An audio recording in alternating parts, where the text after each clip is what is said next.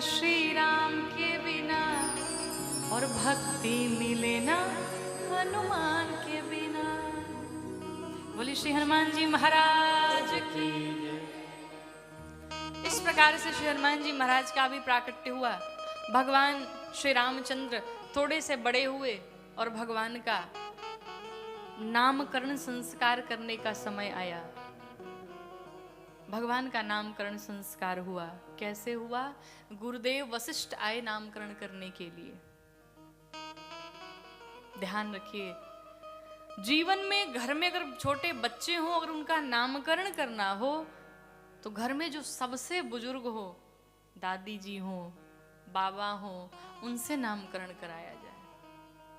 अगर वो ना हो तो गुरुदेव को बुलाइए और उनके मुख से नामकरण कराइए। नाम ऐसा होना चाहिए, नाम का जीवन में बहुत प्रभाव पड़ता है। बुरा न मानिएगा, वैसे आजकल के नाम बड़े अजीब होते हैं। अप्पू, पप्पू, गप्पू, टप्पू। किसी का नाम होगा तो हमको क्षमा करिएगा, लेकिन आप बताइए, मरते समय अगर पप्पू जी का नाम लिया जाए तो क्या करेंगे? गप्पू का नाम लिया तो क्या करेंगे? गप से भीतर लेके चले जाएंगे, कहां से पार करेंगे? नाम तो हमें उनका लेना है जो इस भवसागर से हमें पार कर दे। अजामिल का नाम सुना होगा ना आपने? भागवत जी की कितनी कथाएं श्रवण की होंगी आपने।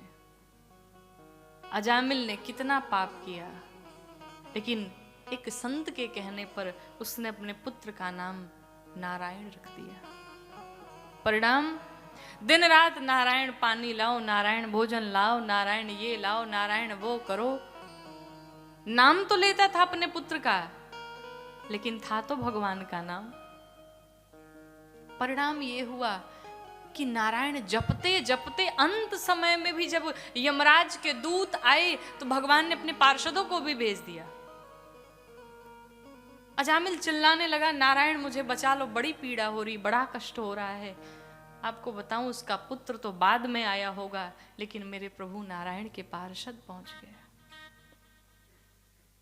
यमराज सोच लगे, प्रभु जिसने जीवन में पाप किया, सिर्फ हत्याएं की, आप उसके लिए अपने पार्षदों को भेज दिए।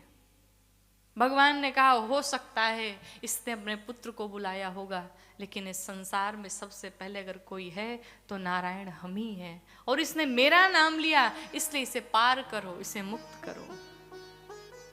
यमराज के दूत दूर भाग गए। यमराज ने जब पूछा कि क्या हुआ, अजामिल को लेके आए। दूतों ने कहा, सरकार पता नहीं कोई भगवान नारायण है, उनके पार्षद चले आए और उनके पार्षदों ने हमें स्पर्श तक नहीं करने दिया। यमराज ने कहा, जिस नाम को अभी लिया दोबारा मत लेना यहां पे। यमलोक में कहा, क्यों स्वामी?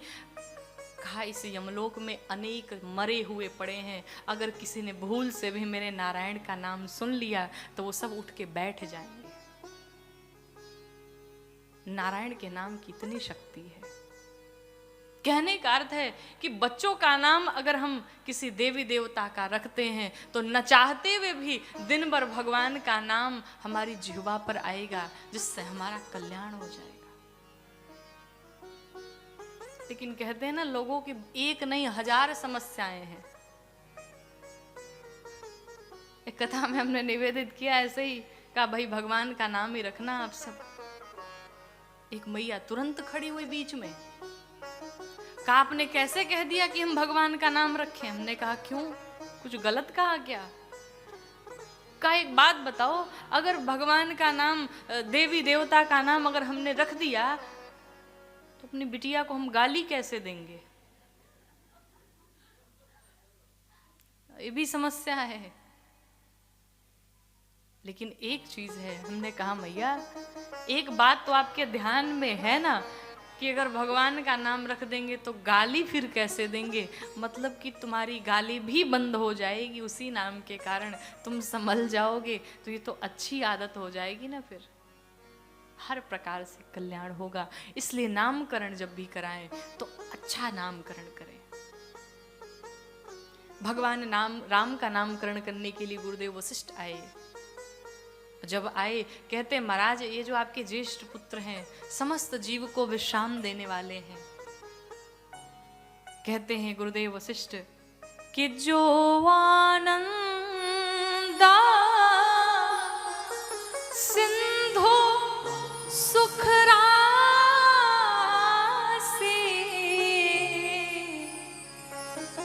सी करते त्रैलोक सुपासी।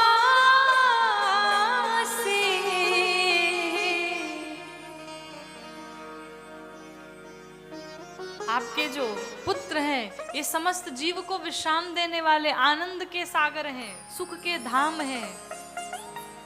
इतना ही नहीं महाराज, मैं इनका नाम मेरी मति के अनुसार जो मुझे समझ में आ रहा है, वैसे तो इनके 1000 नाम हैं। एहि महारघुपति नाम उदारा अति पावन पुराण श्रुति सारा।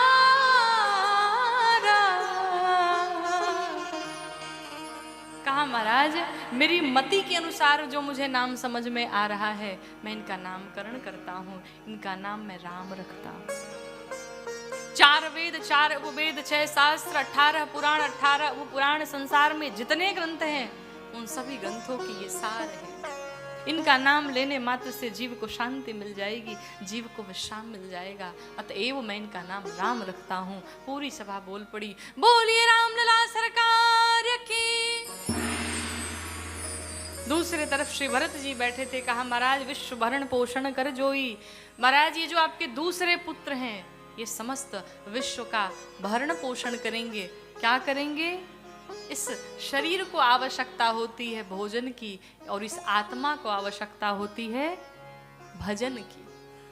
अर्थात ये अपने राम भक्ति से, ये अपने राम प्रेम से समस्त जीव की आत्मा का भरण पोषण करेंगे, इसलिए मैं इनका नाम श्री भरत जी रखता हूँ।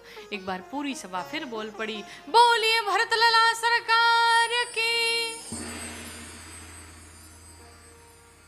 तीसरे स्थान पे श्री शत्रुघ्न भैया बैठे थे। गुरुदेव वशिष्ठ कहते महाराज जो आपके ये सबसे छोटे पुत्र हैं, चौथे, इनका नाम मैं शत्रुघ्न रखता हूं। ये सभी शत्रुओं का विनाश करेंगे। कौन से शत्रु? काम, क्रोध, लोभ, मोह, मद, मत्सर, ये जितने शत्रु इसका विनाश करेंगे। और आपको एक बात बताऊं, श्री रामचरित मानस जी में, पूरी मानस जी आप उठा के पढ़ लीजिए, शत्रुघ्न भैया कहीं बोले ही नहीं है, मौन रहे।